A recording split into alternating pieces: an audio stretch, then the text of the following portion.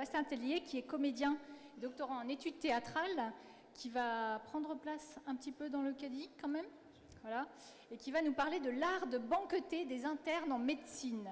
Donc je pense qu'il n'est pas tout seul non plus et qu'il va intervenir avec des compères. Voilà, je vous laisse avec Bastien. Ça n'a pas l'air de marcher trop, si, ça marche.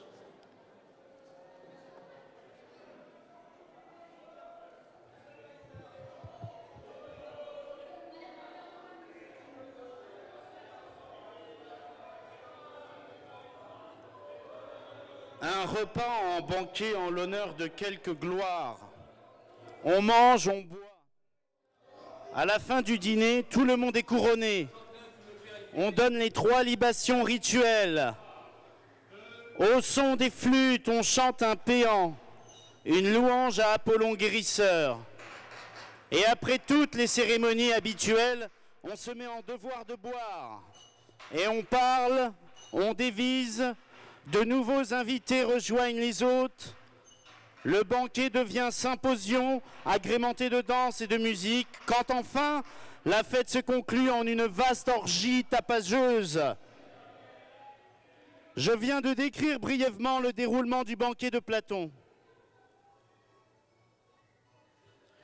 Confinés au sein de nos hôpitaux publics, la salle de garde, curiosité hétérotopique, où la gaieté est obligatoire, 4 murs peints d'images obscènes qui abritent autour d'un banquet central le folklore bicentenaire carnavalesque des carabins, des jeunes médecins internes.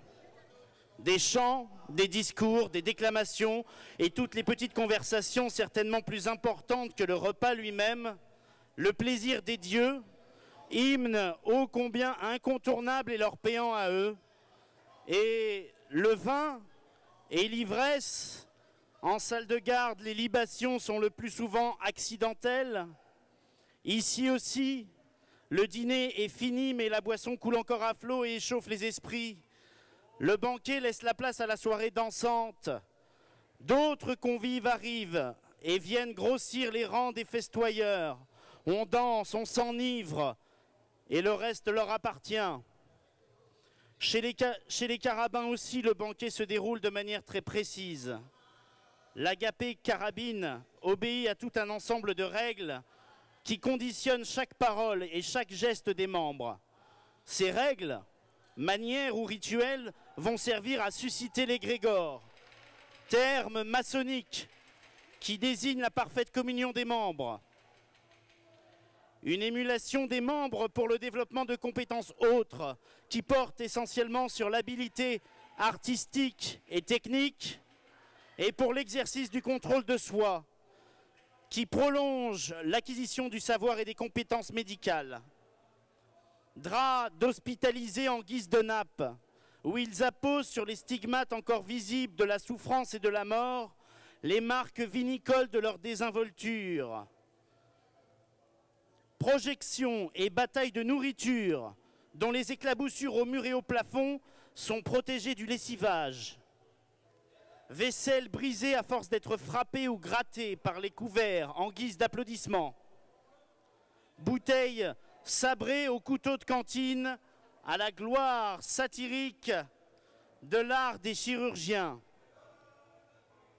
Paillardes anthologiques ou chansons circonstancielles en avatar parodique et licencieux de chansons populaires qui n'est pas sans rappeler la tradition médiévale des vaudevilles, l'esprit des goguettes et les chansonniers de cabaret et de music-hall. La fresque de salle de garde adopte tous les styles graphiques selon le dessin de ses concepteurs. Depuis la scène, les plafonds de la chapelle Sixtine de Michel-Ange jusqu'à la bande dessinée, tout ce qui existe comme référence historique et stylistique dans le monde des beaux-arts est emprunté et détourné. On trouve autant des parodies d'œuvres que du pastiche, l'emprunt d'un style ou des œuvres originales mais dont le sujet va parodiquement être puisé dans tous les domaines culturels, peinture, BD et dans l'histoire. Symposion grotesque enfin, fait de dérision grasses ou macabres, de mots de gueule, de corps en jeu, en corps à corps, des corps offerts en acte de chair, tout un libertinage de table vécu vraiment pour de rire, sublime et ridicule à la fois. La vie en salle de garde implique l'art sous la houlette de ces rituels. Peinture, sculpture, musique, chant, danse, mime et une certaine forme de littérature et de poésie déclamée à haute voix mais aussi interprétée en sketch ou scénette. La salle de garde se souvient que l'espace du banquet est la première des scènes, en parodie d'une autre scène du même son.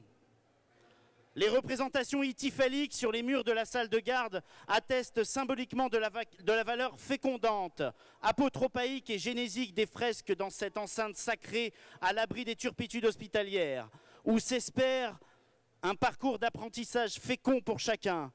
L'aspect génésique du phallus, porté par les figures d'Hermès et Pan, caractérise la licence et la subversion. L'animalité constitutive du monde dionysiaque, comme la forêt shakespearienne chez Richard Marienstrass, un espace extérieur à la cité avec ses lois propres, comme Hermès, où cette sauvagerie se déchaîne, comme Pan. C'est l'espace imaginaire où les lois naturelles et civilisées sont suspendues, transgressées ou écartées. Pour Hermès, dieu voyageur, commerçants et brigands, son membre érigé balise la route à suivre. La voie sacrée protège le chemin. Celui de Pan et des satyres, c'est la frénésie, l'obsession sexuelle. Le sexe hypertrifié de Priape, dieu des jardins, c'est la fécondité et la protection des cultures et des troupeaux. Trois visions possibles de la surreprésentation des symboles phalliques chez les carabins.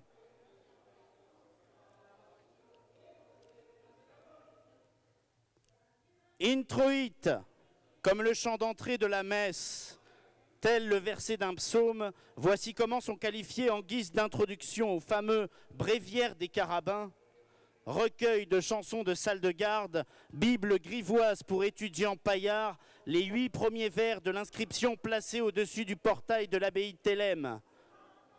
Si n'entrez pas, hypocrite bigot, vieux matagot, marmiteux boursouflé, torcou, badaud plus que n'était l'ego, ni ostrogo, précurseur des magots, air, cagot, cafard en pantouflé, gueux mitouflé, frappard escorniflé, béflé enflé, fagoteur de tabus, tiré ailleurs pour vendre vos abus.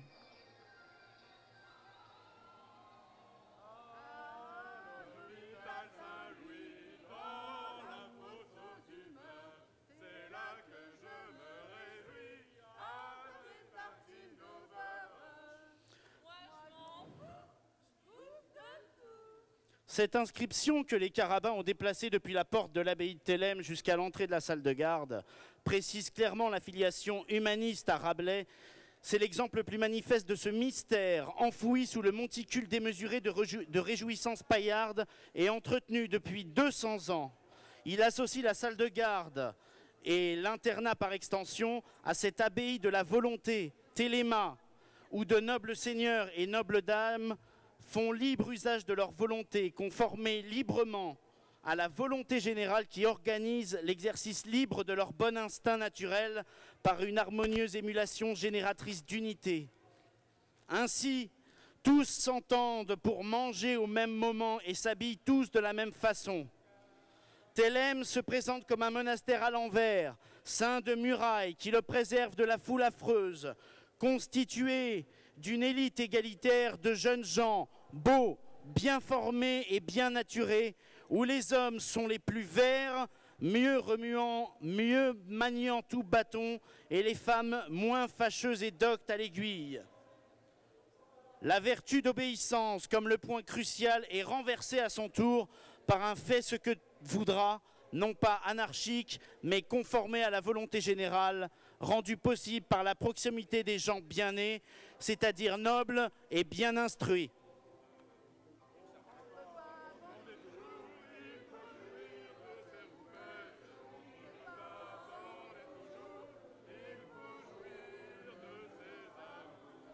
Vouloir vivre.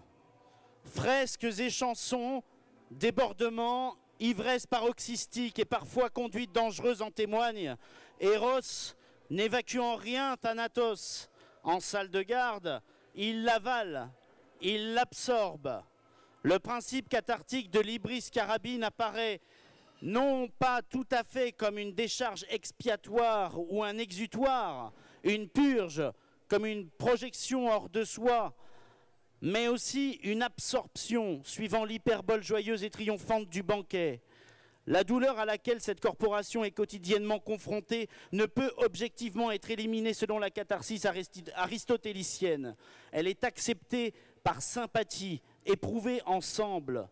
C'est un oui triomphant à la vie entière et complète, le bien comme le mal. L'expression carabine, élan d'une jeunesse en regard à la tâche médicale et des horreurs qui lui incombent, se présente comme l'expression du vouloir vivre nietzschéen dans une vision dionysiaque du monde.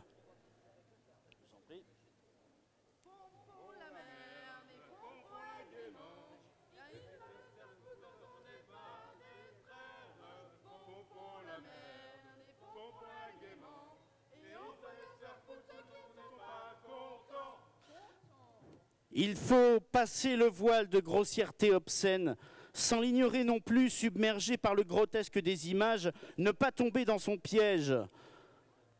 En corps à corps, corps offert en acte de chair, sublime et ridicule à la fois, abasourdi par les tintamarres d'un bateau ivre, ne plus rien entendre qui sonne vraiment parce qu'on n'a jamais subi tohu-bohu plus triomphant. La salle de garde en a bien plus à dire qu'elle veut bien nous laisser croire. Impudique et pourtant farouche, elle ne laisse pas dévoiler son mystère facilement. Il faut la draguer, creuser pour saisir en son sein ce qu'en médecine on appelle hypostase, des dépôts dans la substance organique, ces sédiments mythologiques, historiques et même religieux et philosophiques, accumulés en strates à la fois successives et enchevêtrées, contenus sous l'apparence frivole et infantile de ces règles et ces rituels. Et ce qui nous pousse, nous, curieux, conduits à chercher et rappeler des profondis les fameuses hypostases de son édification, c'est le témoignage d'un folklore comme une pièce archéologique vivante, qui résonne bien au-delà des murs de l'hôpital, qui nous raconte, pourvu qu'on tende un peu l'oreille, joyeusement et en chanson, notre propre culture populaire. Celle du carnaval médiéval, des fêtes de la moisson, des mariages de campagne, des rues à bordel, des anciens cabarets, des petits théâtres disparus au fond des impasses, une forte relation réflexive à l'histoire et au mythe du folklore carabin, autant nourri d'un héritage de tradition populaire, fondamentale, qu'il y a sciemment puisé dans une élaboration inspirée les fondements de son expression, les formes traditionnelles de son extravagance. Si se réunir prend le sens confraternel de retrouver ses pairs, il peut aussi prendre un sens plus intime, se réunir, l'occasion de sortir un moment de la vie, se retrouver avec soi-même. La salle de garde porte en elle l'homonymie du terme restauration, en organisant autour d'un banquet central, dans la jubilation, une déflagration libératrice collective sous le masque défigurant du carabin, une expérience de la sensibilité de ces jeunes médecins, au plaisir ou à la peine, qui révèle et enseigne que le corps des hommes est comme elle, une demeure fragile. Deux mots qu'un jeu de langue transforme en une ultime exhortation, utile aux médecins comme à tout autre artiste. Demeure fragile. Merci.